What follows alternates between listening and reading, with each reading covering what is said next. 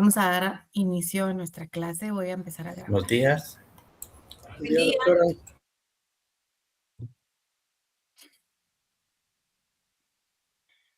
Les quiero comentar de que, recordar que hoy es la última clase de este semestre y que posteriormente, pues ustedes ya tendrán el horario de exámenes que les corresponde.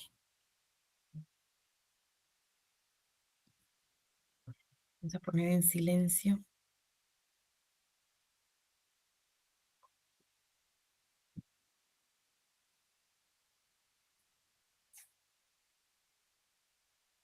Muy bien, hoy es 30 de mayo del año 2026 y vamos a dar inicio a nuestra clase del día de hoy.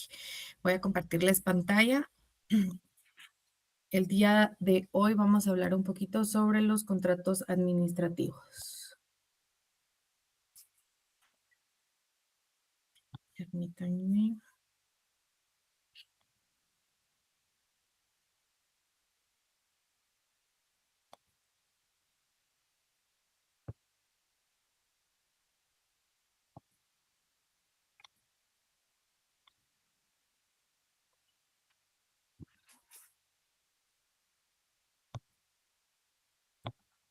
¿Están listos para terminar el semestre?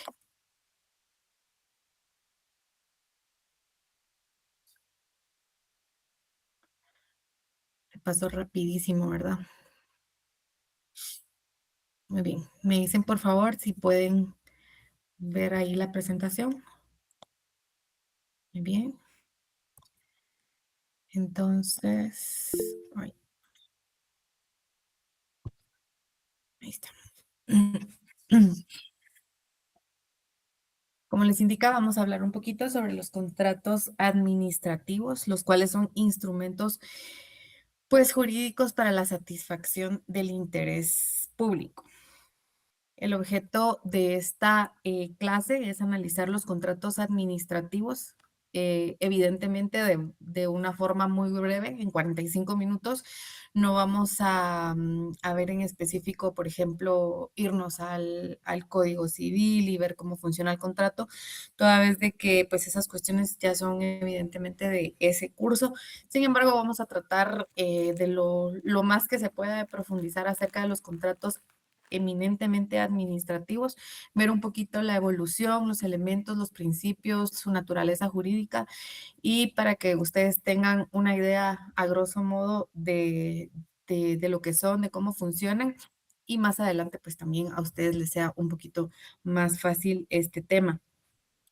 Yo ya envié el examen final y de esta clase, pues también, evidentemente, de todas las clases van varias preguntas, pero también, pues decirles, ¿verdad? Que las puse así muy, muy básicas porque pues el tema es complicado y entiendo de que únicamente son 45 minutos para ver contratos administrativos, ¿verdad? Entonces, el objeto de esta clase, como les indicaba, es analizar los contratos administrativos como una de las principales formas de actuación de la administración pública, comprendiendo su naturaleza jurídica, sus principios, sus elementos, sus características, su clasificación, las prerrogativas estatales, régimen especial dentro del derecho administrativo. Comprendamos entonces que la administración pública no siempre actúa de manera unilateral mediante actos administrativos. En muchas ocasiones necesita construir, como lo decíamos al inicio en una de las primeras clases del semestre, ¿verdad? Hablábamos un poquito sobre servicios públicos, me recuerdo que hablábamos sobre agua potable, sobre energía eléctrica, sobre servicios hospitalarios. Y entonces aquí a este punto llegamos en que el Estado también necesita de contratar para hacer ciertas actividades, ¿verdad?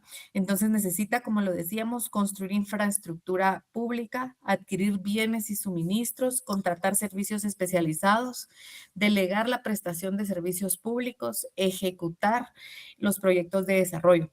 Y para lograr todos estos fines, utilizamos una figura jurídica fundamental. A ver, ¿quién me dice cuál es la figura jurídicamente fundamental para llegar a estos fines? ¿De qué estamos hablando ahorita? A ver, ayúdenme, por favor, que es la última clase.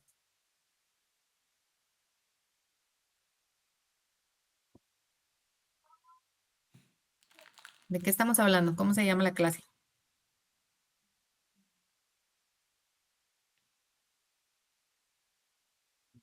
Ya estoy dudando si estoy bien conectada, si están conmigo o no están conmigo. Aquí estamos, doctora. ¿Cómo se llama esta clase?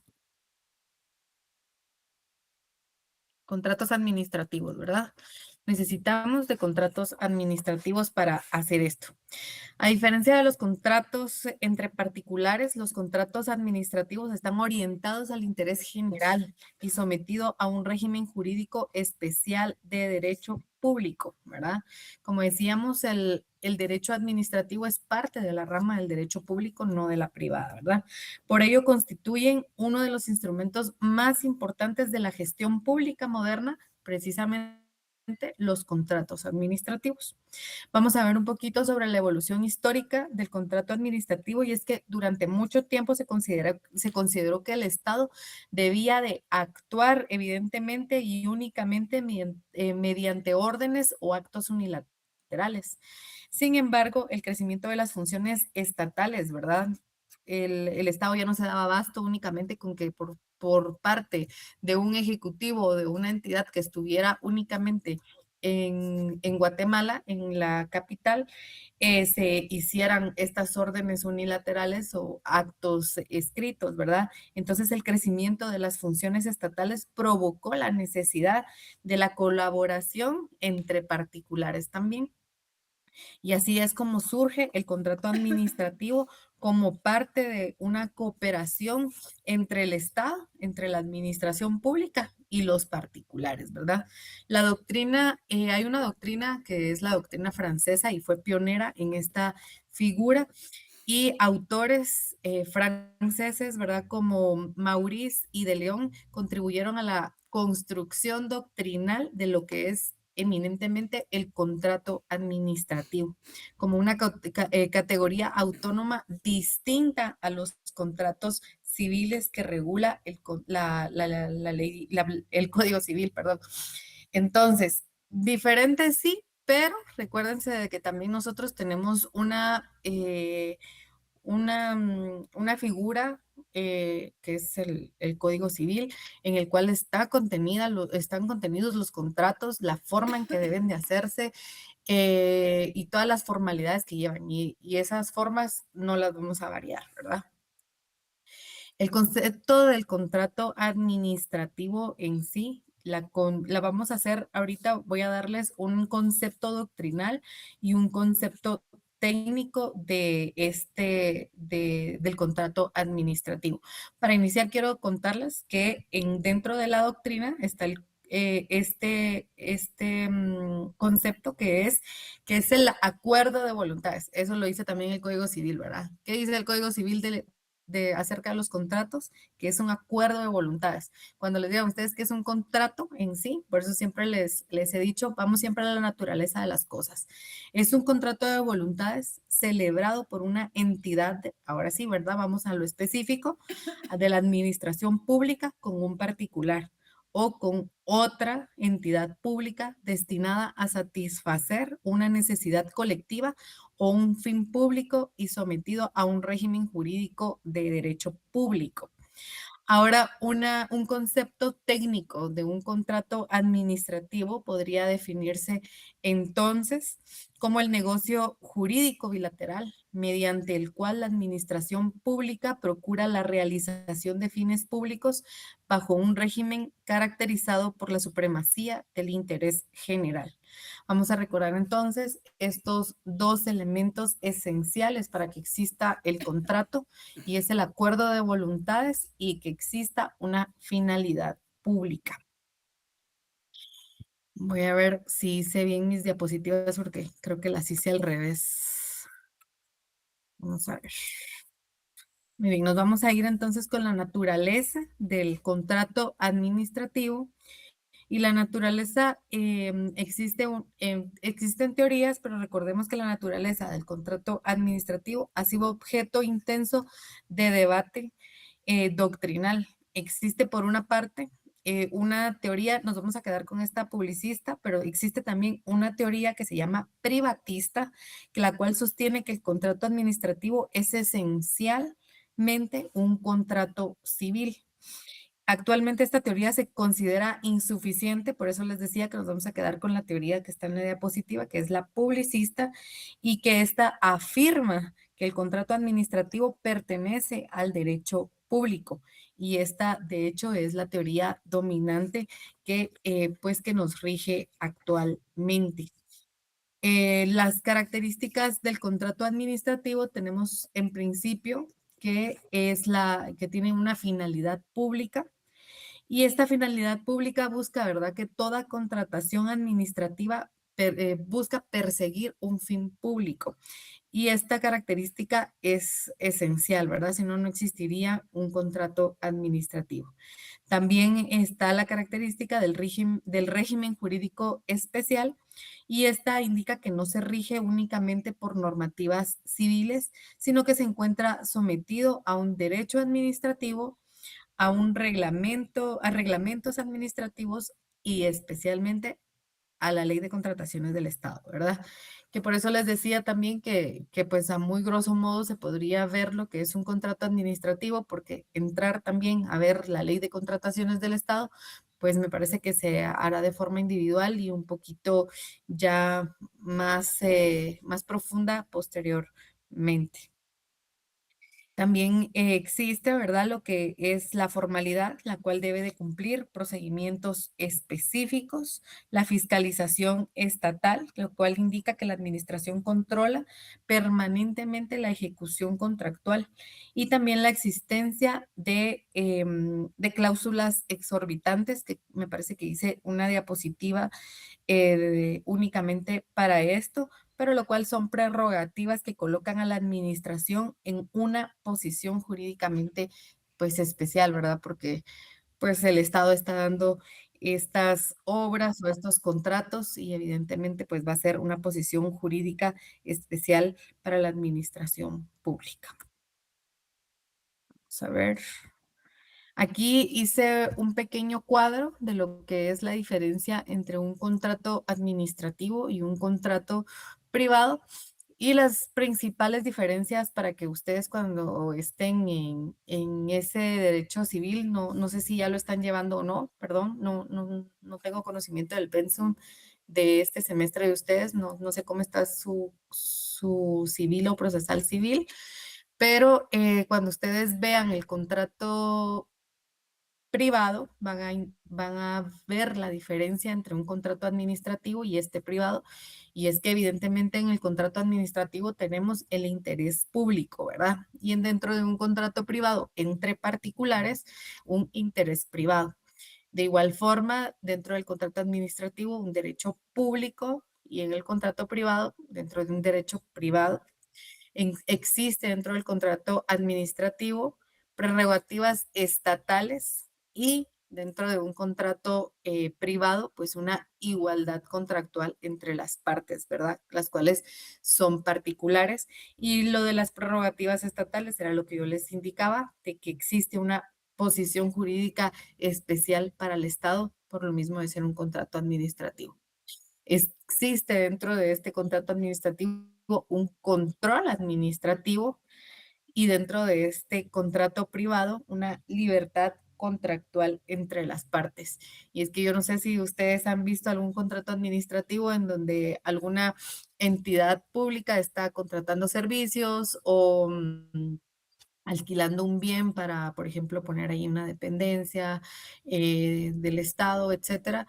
Y realmente los contratos administrativos son así: vamos a contratar y no estamos negociando, no estamos haciendo mayor cosa. En cambio, dentro del contrato privado, pues existe la libertad del negocio jurídico, bueno, también, pero como les indicaba, existe una posición jurídicamente especial dentro del contrato administrativo.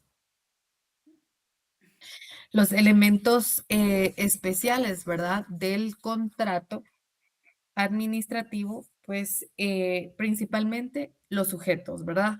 Dentro de los sujetos de este elemento tenemos lo que es la administración pública como el sujeto principal y puede ser entonces dentro de la administración pública lo que hemos visto durante todo el semestre, que estos sujetos pueden ser los ministerios, las municipalidades, entidades autónomas, entidades descentralizadas y el contratista puede ser el contratista, ¿verdad? Y puede ser también las personas del otro lado, ¿verdad? Puede ser personas individuales, sociedades mercantiles, cooperativas y alguna otra entidad pública del Estado, ¿verdad?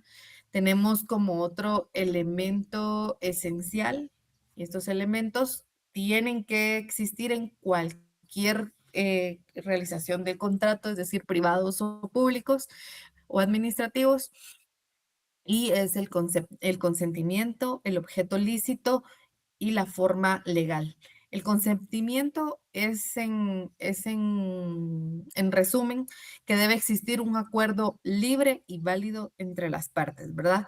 Ustedes saben que hay demandas, muchas demandas en los juzgados civiles, precisamente porque una persona no dio su consentimiento para la venta de algún negocio y entonces se tiene que ir por la vía que corresponda para poder hacer todos estos alegatos. Entonces, para que un contrato administrativo sí funcione, sí tenga validez, tienen que existir estos tres elementos básicos, ¿verdad? Sin el consentimiento válido no puede existir un contrato. También el objeto lícito. ¿Y por qué debe de ser el objeto? Bueno, no solo debe de ser lícito, aunque es evidente, ¿verdad? Pero debe de ser también posible, ¿verdad? Porque no vamos a contratar de que todo Guatemala va a ir a la luna el 1 de junio de 2026, ¿verdad? Entonces vamos a hacer también que sea posible, que sea un objeto determinado, que haya vinculado, que esté vinculado a un interés público, ¿verdad? Porque hablamos de un derecho administrativo. Tengo como, por ejemplo, aquí la construcción de hospitales, la adquisición de medicamentos, el mantenimiento de carreteras, la prestación de servicios tecnológicos. Y también tenemos como cuarto elemento, ¿verdad? Que tenemos sujetos, consentimiento, objeto lícito, forma legal y también tenemos lo que es la forma legal y generalmente debe esta entonces de constar por escrito y esta constituye una garantía de transparencia, de control, de fiscalización, ¿verdad? Entonces, debe de ser también de forma legal y principalmente por escrito, ¿verdad? Vamos a ver, dentro de los contratos administrativos, vamos a ver un poquito sobre los principios y de la contratación administrativa. Y vamos a empezar, pues, por uno de los principales que todos creo que son importantes, pero vamos a ir a la legalidad, ¿verdad? Y es que toda contratación debe de ajustarse a la ley. No podemos contratar algo que sea ilegal. Creo que algunos creo que pueden hacer algunas que solapan el interés o algunas cuestiones por beneficios, pero vamos a centrarnos en que principalmente la contratación debe de ser legal.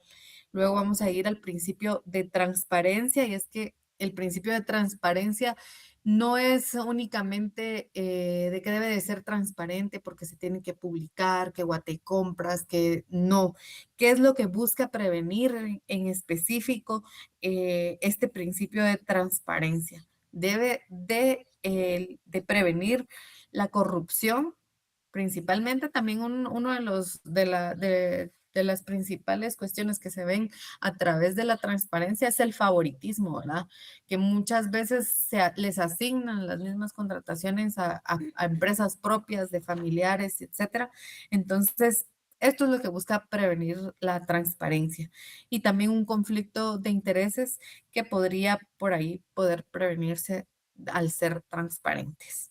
Otro principio es el de igualdad y todos los oferentes deben de competir bajo las mismas condiciones, ¿verdad? Entonces, por eso es que se hacen las publicaciones, se dan plazos y muchas veces yo creo que también, pues, bueno, pasan muchas cosas ahí que mejor que ustedes ya saben qué es lo que pasa. También tenemos lo que es el principio de publicidad y los procedimientos deben de ser públicos, ¿verdad? En eso se basa el principio de publicidad, evidentemente. Luego tenemos lo que es el principio de la libre concurrencia y esta indica que debe permitir la participación del mayor número posible de oferentes, aunque muchas veces pues no es tan público, entonces los oferentes son muy pocos, uno o dos y muchas veces de las mismas empresas de los que están haciendo las ofertas, ¿verdad? Y por último, tenemos el principio de la eficiencia, lo cual indica que la contratación debe de satisfacer adecuadamente las necesidades públicas del Estado, ¿verdad? Vamos a ir entonces, aquí tengo lo de las cláusulas exorbitantes. Vamos a ver. Dentro de las cláusulas, Perdón, doctor. sí, dígame. ¿Esos principios aplican también para contrataciones de personal? O sea, ¿son tanto personal o solo para contrataciones de proveedores? Gracias. Disculpe, perdone, se le cortó, no le pude comprender la pregunta porque se le entrecortó lo que me indicó. Ok, ¿esos principios aplican para contrataciones de proveedores o también para cuando son personas, o sea, que están contratando un puesto de trabajo? Lo que pasa es de que son diferentes procedimientos, ¿verdad? En este punto únicamente estamos hablando de contrataciones como lo que les indicaba, ¿verdad? De construcción de obras, de adquisición de medicamentos, de servicios públicos. Ahora de contratación de personas, pues ya es un poco diferente porque ya es más como un recurso humano que debe de entrar a una contratación de personal y es totalmente distinto, ¿verdad? Porque aquí hablamos sobre contrataciones que deben de hacerse, de hecho, la mayoría pues en escrituras públicas ante notarios.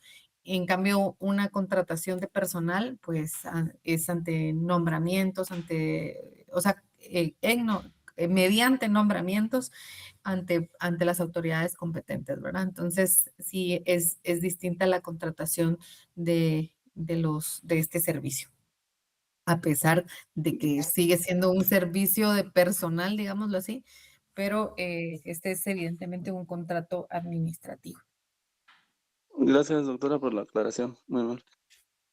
Vamos a hablar un poquito sobre las cláusulas exorbitantes y el concepto doctrinal francés que tengo para lo de las cláusulas exorbitantes es que son facultades extraordinarias reconocidas a la administración pública que no existen en los contratos entre particulares, ¿verdad?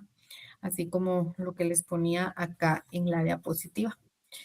Recordemos, ¿verdad? Que estos contratos, a ver, ¿ustedes qué entienden por estas cláusulas exorbitantes? Ayúdenme ahí un poquito. ¿Qué entienden? Léanlo ahí y me indican, por favor.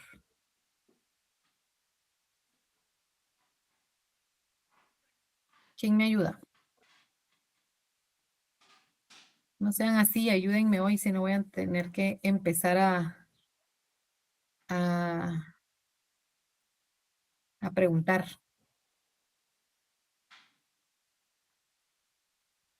¿Cuál será la importancia de las cláusulas exorbitantes? Miren, hay casi 60 personas y nadie me colabora. A ver, dígame, licenciada Ana. Em, las cláusulas exorbitantes considero que lo que hacen es proteger de cierta forma los intereses del Estado. porque en un Ujú. documento privado pues existe una parte de una negociación. Y, por ejemplo, yo vi uno, bueno, yo estuve en uno de esos procesos y la cláusula decía sobre la modificación unilateral, donde la entidad pública, ¿sí? Podía modificar el acuerdo al propio interés de la entidad y la persona contratada tenía que aceptarlo, cosa que en lo privado no existe, ¿verdad? Sino que ahí pues la otro puede decir, no, yo no le voy a cumplir.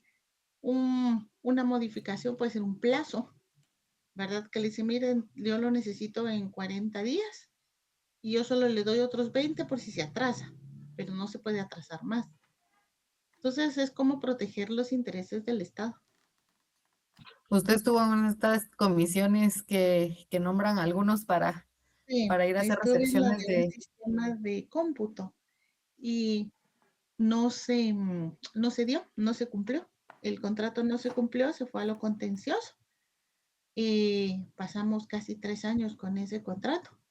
Y al No he visto final, ninguno de esos aquí, de que nos hayamos tenido que ir a lo contencioso por incumplimiento. ¿Incumplimiento de quién fue? de De parte la de otra, la empresa, sí, de parte de la empresa. ¿No sí, cumplió con pero la ahí entrega o con plazos o con qué? no cumplió con la entrega de los, era por partes. Entregó 2 y después ya no entregó las otras 9. El problema que yo veo, pues no sé si me salgo del tema, es que el contrato fue hecho Ujú. 2 años antes y, ¿cómo se llama? Cuando ya llegó la hora de la entrega, cuando es un equipo de cómputo, en 2 años ya no funciona, porque ya hay otros elementos que deben de cumplir y el contrato no lo Claro. permite. Entonces es ahí donde pues ya se Ujú. vuelve esto muy engorroso, ¿verdad? Y al final pues conciliar. El último tema fue la conciliación y pues a ver, ahí quedaron, ¿verdad? En que se iban a respetar, se devolvieron todo y, y se, ¿cómo se llama? Se hizo el finiquito. Bien, bien interesante. Yo estaba en algunas comisiones receptoras también, en donde de hecho sí ha habido modificaciones unilaterales, como indica la licenciada, pero miren, es un dolor de cabeza todo esto de las comisiones, porque para poder concretizar lo que es el contrato administrativo, pero llegar a la recepción de los bienes y la ejecución de los pagos, que todo sea a tiempo y todo esto, es bien cargado y la ley de contrataciones del Estado, pues como parte de una comisión, nos obliga, ¿verdad?, a llevar a cabo el proceso en determinados tiempos. Y el problema es que cuando somos entidades del Estado, pues la comisión no actúa sola, ¿verdad? Sino tenemos, tal vez no superiores, pero sí tenemos revisiones por parte de algunas dependencias que en diferentes entidades del Estado pues aplican. En el organismo judicial en específico, los que hacen las revisiones es auditoría interna y auditoría interna lo que hace es hacer dictámenes, ¿verdad? De todo lo que hace falta dentro de las actas de recepción y de todo esto, ¿verdad?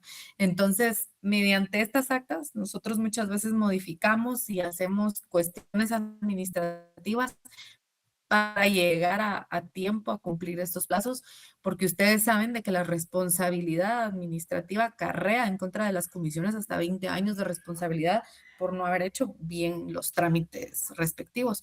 Entonces sí es bastante presión todo esto de las comisiones y de llevar a cabo los contratos administrativos de una forma específicamente correcta, ¿verdad? Porque yo creo que pueden haber demasiadas cosas. Yo estuve en una comisión de obra, en donde fueron unos inmuebles los que se recepcionaron, entonces teníamos que hacer la supervisión y teníamos que hacer verificar todo lo de la entrega y etcétera, ¿verdad? Entonces, sí constituye mucha responsabilidad. La importancia de estas cláusulas exorbitantes constituyen el principal diferenciador entre el contrato administrativo y el contrato privado.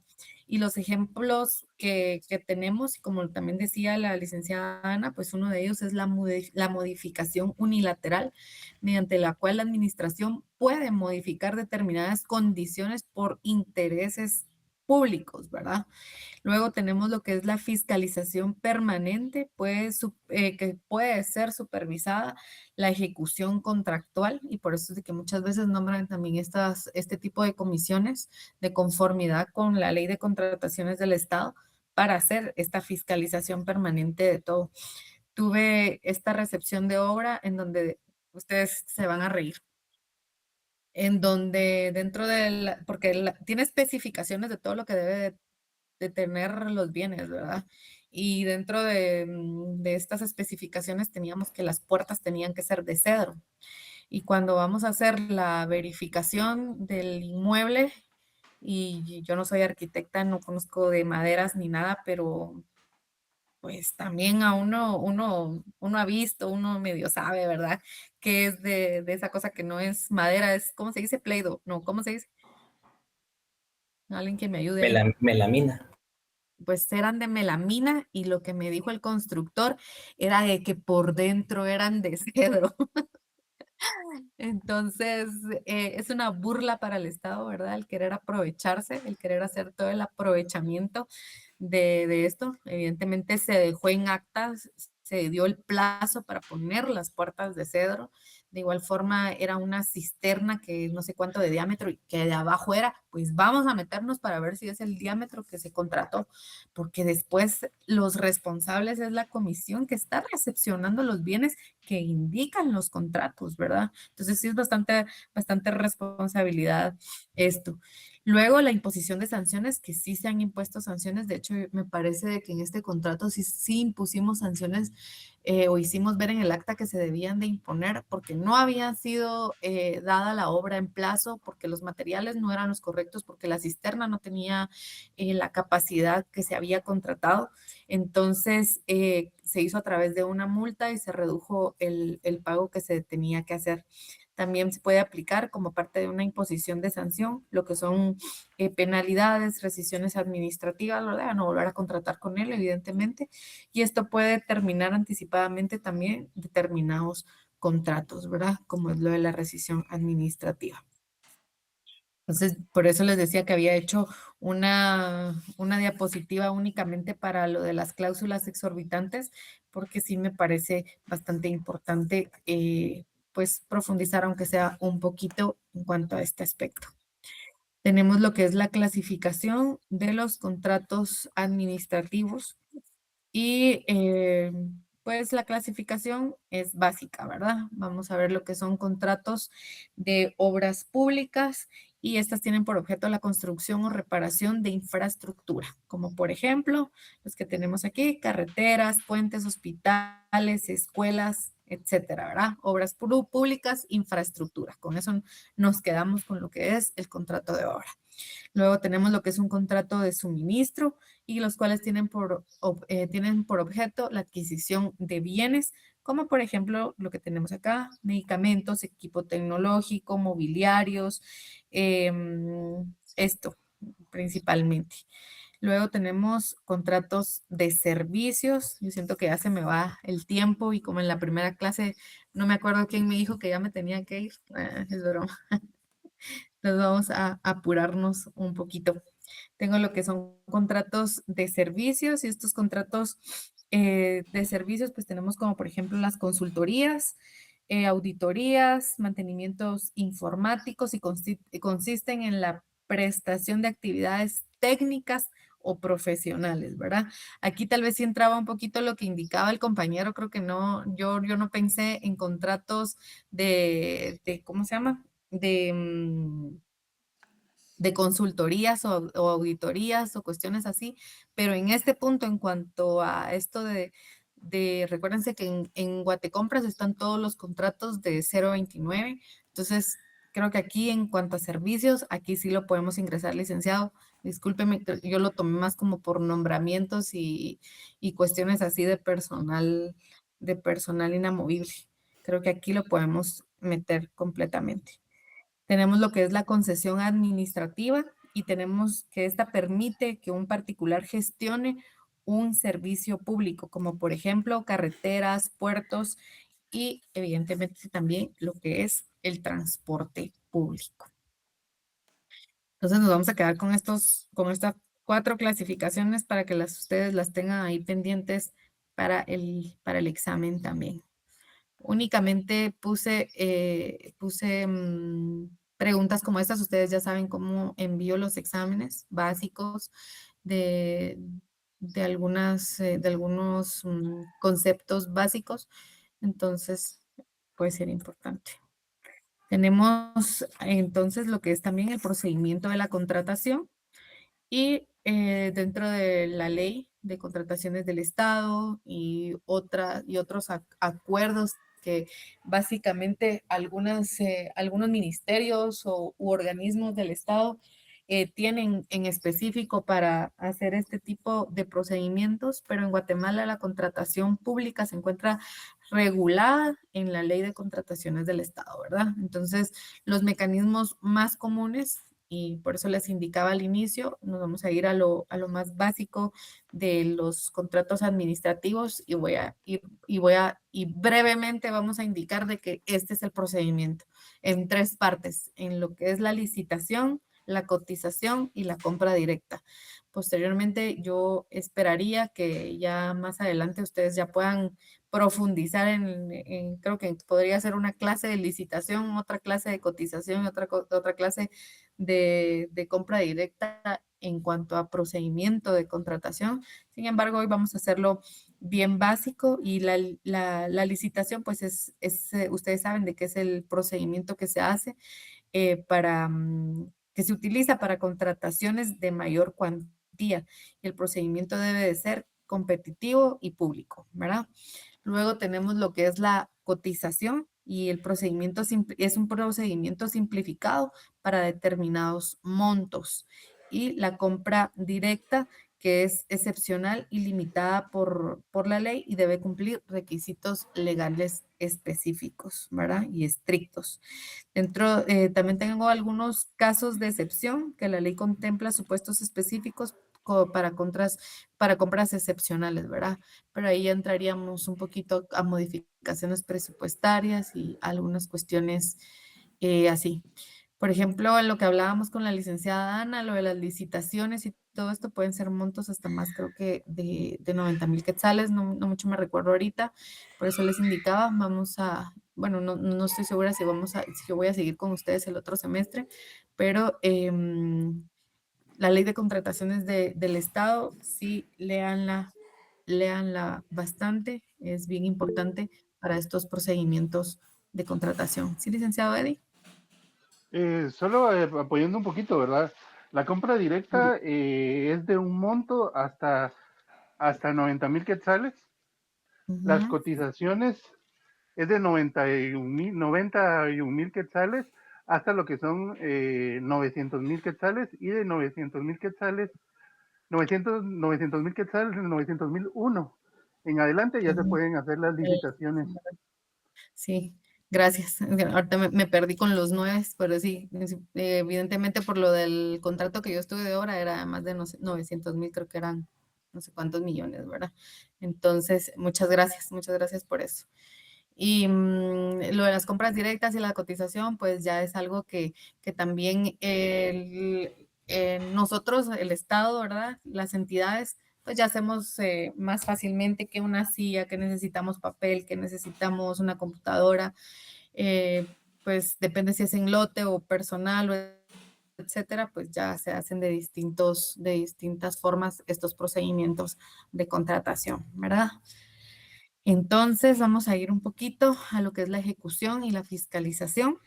Y recuérdense que una vez perfeccionado el contrato comienza la ejecución, ¿verdad? Recordémonos un poquito, vamos a regresar un poquito al proceso contencioso administrativo y recordemos, no para regresar a él, sino lo que yo quiero es hacer como una, como un match, estaba pensando, en que ustedes puedan visualizar en que cada vez que llegamos al final de un procedimiento, es decir, por ejemplo, vimos lo que era el procedimiento administrativo con una resolución final y lo importante era ejecutar esa resolución final. Fuimos a un contencioso administrativo, vimos lo que era llegar a una sentencia, pero lo importante de llegar al finalizar ese proceso contencioso administrativo es la ejecución de la sentencia. Y de igual forma, al llegar a la finalización de un contrato, de ver perfeccionado el contrato, debe de comenzar la ejecución de este, ¿verdad? Entonces, durante esta etapa de la ejecución, pues nacen obligaciones recíprocas. ¿Por qué? Porque existe supervisión administrativa, ¿verdad? Se verifica el cumplimiento estatal y debe de existir entonces, en consecuencia, esta ejecución y fiscalización de los contratos administrativos, una responsabilidad contractual entre las partes, ¿verdad? Entonces vamos a hablar también sobre la responsabilidad contractual y es que el contratista o esta, mejor dicho, surge cuando se incumplen obligaciones, se abandonan las obras o entrega bienes defectuosos, como lo hablábamos anteriormente. Y por parte del Estado se daría esta responsabilidad contractual cuando incumple pagos, cuando modifica abusivamente condiciones, genera daños al contratista. Entonces, también el contrato puede servir como un límite, no porque exista una cláusula exorbitante a favor de la administración pública también va a abusar del contratista, ¿verdad? Entonces, tenemos también lo que es esta responsabilidad contractual como un límite al abuso también de ambas partes, ¿verdad? Tanto del contratista como del Estado. Tenemos lo que es la extinción del contrato administrativo y tal como lo indica también el Código Civil, existe también la extinción del contrato y las formas de extinguirse, pues la mejor es el cumplimiento, ¿verdad? Es decir, que se ejecutan todas las obligaciones. Luego, el por mutuo acuerdo, que es cuando las partes acuerdan finalizar la relación contractual. La rescisión por un incumplimiento dentro del contrato y por razones de interés público, cuando la administración puede determinar que determinados contratos, cuando el interés general así lo exige, ¿verdad? Porque se dan cuenta que determinados contratos no son valederos o no son beneficiosos para el interés público. Entonces, la relación que existe entre los contratos administrativos y los servicios públicos, recordemos que muchos servicios públicos funcionan gracias a los contratos administrativos. Como les decía al inicio de esta clase, como por ejemplo concesiones de carreteras, transportes urbanos, infraestructura energética, servicios tecnológicos estatales. Por ello, el contrato administrativo, recordemos que es uno de los principales instrumentos para materializar la función administrativa y garantizar la prestación eficiente de los servicios públicos, no solo a través de órdenes ni de actos unilaterales del Estado. Debe de existir un contrato administrativo para llegar a abarcar que la población sí cuente con todos estos casos. Entonces, muchos decían que, de hecho, bueno, se me pasó ahorita la idea de las cláusulas exorbitantes, y es que doctrinalmente sí existe una desigualdad jurídica, sin embargo, sí es justificable, solo únicamente para que ustedes eso sí lo tengan presente. Y vamos a concluir entonces esta clase, que me queda un minutito, en cuanto a que los contratos administrativos constituyen uno de los instrumentos más importantes para la actividad administrativa moderna, y estos permiten ejecutar obras públicas, políticas públicas, desarrollar infraestructura, garantizar servicios públicos, satisfacer necesidades colectivas, ¿verdad? Y la característica esencial es que la voluntad contractual se encuentra subordinada al interés público y sometida a un régimen especial de derecho administrativo.